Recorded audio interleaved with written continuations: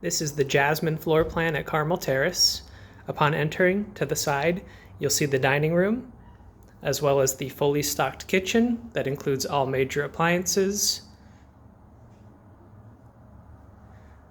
Back this way, you'll see the living room, which includes a wood-burning fireplace.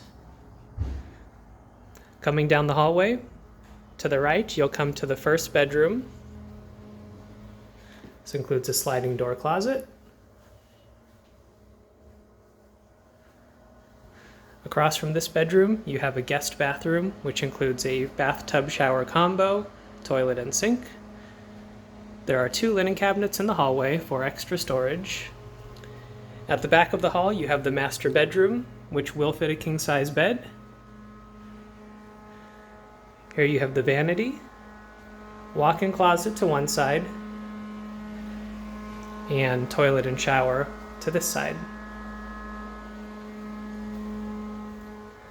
All apartments at Carmel Terrace feature central heating and air conditioning, as well as a private patio or balcony.